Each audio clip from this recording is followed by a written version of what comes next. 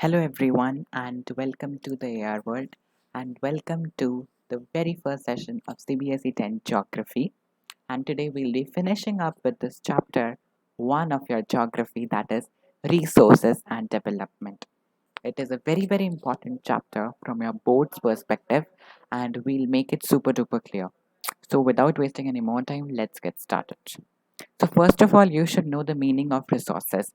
That what are resources? I have made a PPT very nicely and I have given all the important definitions and points from your NCRT. So let's go into deep of resources. So everything available in our environment which can be used to satisfy our needs. So whatever things are available in our environment and they are used to satisfy our needs, our desires, provided it is technologically accessible. It means the things which are available should be technologically accessible. We should be able to have the access to them. We must be having enough of technology to access them. Economically feasible. So our economy should be good so that we can feast them, and culturally acceptable. So it should be acceptable as well. Culturally can be termed as a resource. So that is a resource for us. In the image, you can see that these are the windmills. They are resources. These gadgets that you use, your headphones, your laptop, your PC, your iPhone, tablet, digital pen, and everything comes under this resources. Everything is a resource. Now we are moving on to the interdependent relationship between nature, technology, and institutions. So, how are the nature, that is your physical environment, technology, and institutions dependent? So, we human beings are the biggest resource. We interact with nature through technology. First, we are taking the resources from the nature, and through the technology, and we also create institutions to accelerate our economic development. So, what is the relationship? First thing, we human beings interact with nature. How? Through technology, and create institutions to accelerate their economic development. So these, we human beings, we are the biggest resource, because if human beings are not there, then nobody would be able to make good use of nature. All right. So you can just look at this triangle and can take a screenshot if you want. Now we are moving on to the classification of resources. So there are two types of resources, natural and human. In this we'll be coming up.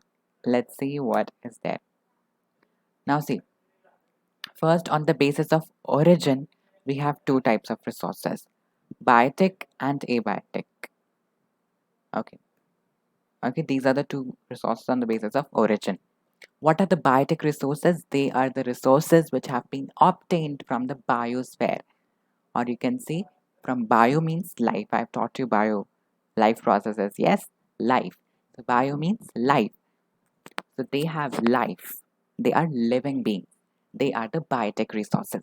Examples are human beings, flora and fauna, fisheries, livestock, etc. So please note them down. Open your notebook and quickly note down whatever I'm giving you. Whenever you are attending my class, your notebook should always be open so that you can note down everything, whatever I tell you. Now coming to the abiotic resources. So they are composed of the non-living things, the opposite of biotic. If biotic are living, abiotic must be non-living. So the examples are rocks and metals. So these are the examples of abiotic resources. Now they are going to divide the environment. These are the biotic factors, they are the abiotic factors. Alright, so this is easy. Now the second type of resource, we are classifying the resources. On the basis of origin, biotic, abiotic were there. So on the basis of exhaustibility, which two types of resources we have? Number one, renewable resources. Number two, non-renewable resources. But what are they? Renewable resources are renewable or replenishable resources which can be renewed or reproduced by physical, chemical, or mechanical processes. Example, solar and wind energy, water, forests, and wildlife, etc. Renewable resources may further be divided into continuous or flow resources. Example, wind and water. What do you understand by this? Renewable. which can be again regenerated after a certain period of time. Suppose you have used something. Suppose if I take an example of the solar energy, sun is available to us or not? Think, can, suppose solar energy we have used, can it be regenerated? Yes. Can wind energy be regenerated? Absolutely. Water? Yes. Forests by growing saplings. Wildlife? Yes. So these all are renewable resources which can be renewed, reproduced, regenerated by any of the methods, by any of the processes. They are known as renewable. And if I just show you the slide, it has been written on the basis of exhaustibility. It means they are not exhaustible. Okay, they do not get exhausted after a particular time. Clear? Now moving on to the non-renewable resources. They are formed over a substantially long geological time, example minerals and fossil fuels. These can be subdivided into recyclable resources such as metals or non-recyclable resources such as fossil fuels, which cannot be recycled and get exhausted with their use. So what happens with non-renewable resources? They take a lot of time to form again or to reform, regenerate, or renew. They take millions of years, but then they have been divided into two more groups: recyclable, non-recyclable. Recyclable can be recycled again, for example, metal, but non-recyclable resources which cannot be recycled again, like fossil fuels, and fossil fuels get exhausted after their use. That's why we must conserve fossil fuels.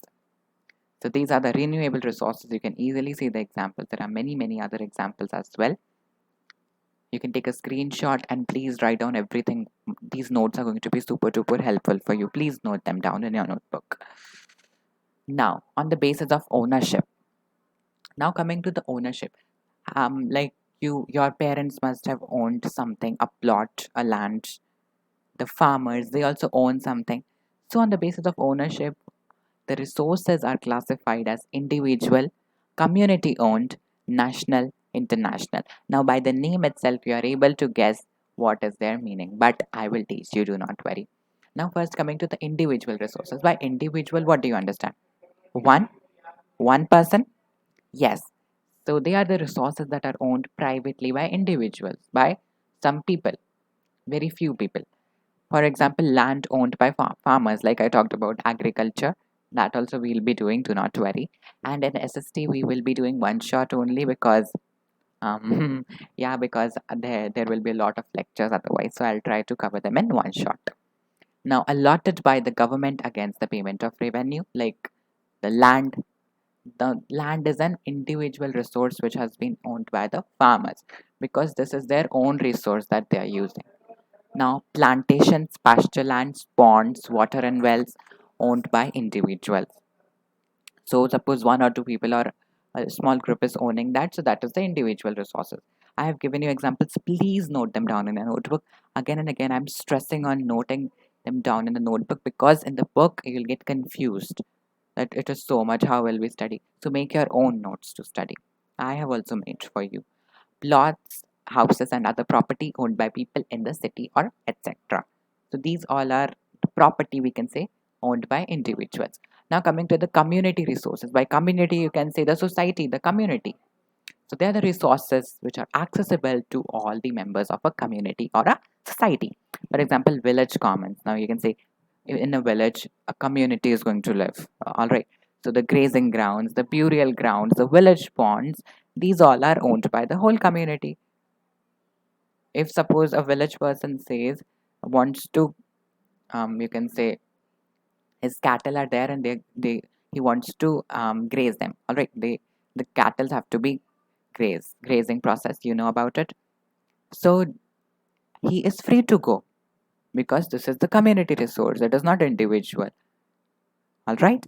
So please remember this. Now, public parks, picnic spots, and playgrounds in urban areas. So the whole community can get access to these resources, to public parks, to picnic spots, to playgrounds. The whole community can get access. All right. Now, coming to the national. By national, what comes to your mind? A nation, a country, yes, And you are absolutely right. The meaning is also related to that only. They are all the resources that belong to a nation. What are examples? Roads, canals, railways, minerals, water resources, forests, wildlife, etc. Land within the political boundaries. Political boundaries means the boundaries of a country. The land that belongs to the whole nation. It cannot be occupied, or you can say it cannot be there with only a few people. Okay, anybody can use it. Territorial water and the resources within the country. I hope it is easy. The term territorial water refers to the oceanic area. Now, this is important. Please learn this. Up to 12 nautical miles. What are nautical miles? They are a unit for measurement. In your maths, you must have read. That is 19.2 kilometers from the coast. The country has legal powers to acquire even private property for public good, for the welfare of the public and people. Then urban development authorities get empowered by the government to acquire land. So this is about national resources. I hope it's clear. Please note this down. Now coming to international. International means the whole, you can say the world. Yes. Okay, so they are regulated by certain international institutions. These include, these 2 points are important. And the point number one, the oceanic resources beyond 200 kilometer of the exclusive economic zone, which belongs to open ocean, and no individual country can utilize these without the concurrence of international institutions. So they are international institutions, and you have to learn how many kilometers beyond how many kilometers. 200 kilometers. Nautical miles also 12 nautical miles. I am again telling you it is 90.2 kilometers. Don't get confused if in the examination this comes. Without, so there are some international institutions formed, and they will regulate everything. They will maintain everything. Okay. India had to obtain the right to mine manganese nodules from the bed of the Indian Ocean from an area which lies beyond the exclusive economic zone. Okay. So there is a zone, after that it becomes international. I hope international resources are clear. If yes, then do hit the like button right away. Subscribe to the channel if you are new here, and press the bell icon so that whenever a new video is premiered, you will be the first to get the notification, and you will crack your board exams with me. Alright, now we are moving ahead. Okay, so individual, a house, community, a park, national, roadways, sorry, railways, and international, this. So this is the territorial sea, and this part above this we have the international institutions. This portion, this whole portion after the 12 nautical miles belongs to the international institution and cannot be occupied by anybody. Okay. Now on the basis of development. So in your economics, you must have read about development, the progress. So what are the different types? Please note it down in your notebook. I'm again and again stressing on this point. Number one is potential resources. They are the resources found in a region which have not been utilized. Now, what are these? Try to understand. Potential resources have the potential to be developed, to become developed, but they have not been utilized yet. All right? Because they are not utilized, they are potential. All right? But they cannot be used by the people. Examples are wind and solar energy development potential, the states of Gujarat and Rajasthan. So we know that in Gujarat and Rajasthan, in the desert region I'm talking about, there is you can say strong winds blow. All right. So what has to be done with the strong winds? We can get the wind and solar energy. The sunlight is so much. There is abundance of wind and solar energy, but they don't have they don't have enough of, you can say, um, access to it, or they don't have the technology, and that's why, or they don't have the feasibility, that's why they are not being utilized. So they have the potential, but they haven't been utilized. Understood? Okay. Next is developed resources. By developed, you are able to understand that they are developed. They have been utilized both qualitatively qualitatively and quantitatively. The development of resources depends on technology and level of their feasibility. If we have enough of money, if we have enough of technology to access those resources. So developed resources, there are many developed resources. You can say the railways, they are developed. Now again, two most important things: stock and reserves. What are stock? Stock refers to the materials in the environment which have the potential to satisfy human needs, but human beings do not have the appropriate technology to access these. Then you will say that what is the difference between potential? So potential, they do not have the technology, all right, at that place. They do not have, and that's why they are not being utilized. But they don't have enough appropriate, although they have little bit, but they are in the stock, and we don't know the no technical know-how of the resources. What does it mean? That although they can satisfy the needs, but we don't have appropriate, you can say, manpower and technology to access them. Now, related to science, it's there the example. I really love science very much. If you like science, give me a thumbs up in the chat box. All right. Okay. So water is a compound of two inflammable gases, hydrogen and oxygen, which could be used as a rich source of energy if we had the required technical know-how. If we know technical know-how means if we know, then how. Okay. Hence, it can be considered as stock. So hydrogen and oxygen can be a rich source of energy, but we do not know the technical know-how of them.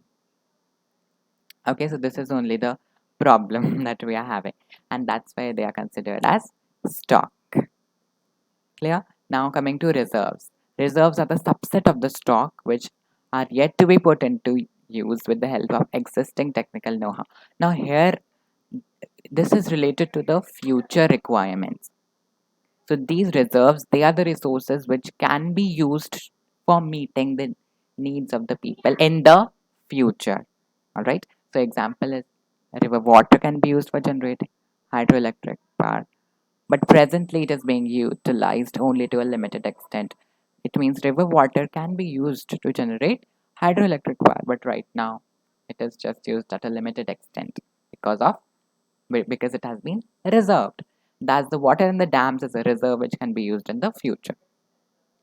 So now you can just go through them. You can note them down in a notebook. I'm giving you 5 seconds. Note down the potential resources definition, developed, note them down, stock, and reserves. Okay, now we are moving on to sustainable development. What is the sustainable development? It is an economic development which does not damage the environment and at the same time takes care of the needs of the future generations. This is called as sustainable development.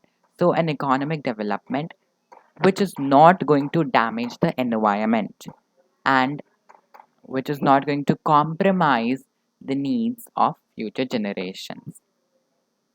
Okay, it means the future generation do not have to compromise because of this development in the present. Just ignore the sound if sound is coming from the back. Okay, now we are moving on to agenda 21. Agenda 21 is very important. Please learn the definition. So agenda 21 is a non-binding voluntarily implemented action plan of the United States with regard to sustainable development.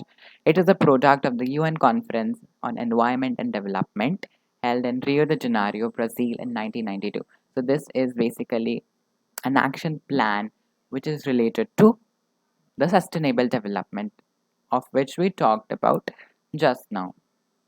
And it was held in Rio de Janeiro in Brazil. It is an action agenda for the UN, other multilateral organizations, and individual governments around the world that can be executed at local, national, and global levels. The 21 in Agenda 21 refers to the 21st century. Agenda 21's goal is to help the environment and was agreed at Rio Earth Summit. So, what is the you can say the word think globally, act locally. So this is something which we get to know after reading about Agenda 21. You can just give it a reading. It is related to sustainable development to help the environment. Clear? Awesome. See, the aim of Agenda 21 is society, economy, environment, sustainable development of all of them.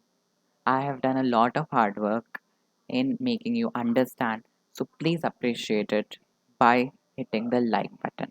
Alright, guys, I hope you'll understand and appreciate my efforts. Now, coming to the resource conservation, why do we need to plan the resources? Why resource planning is important, that we are going to read.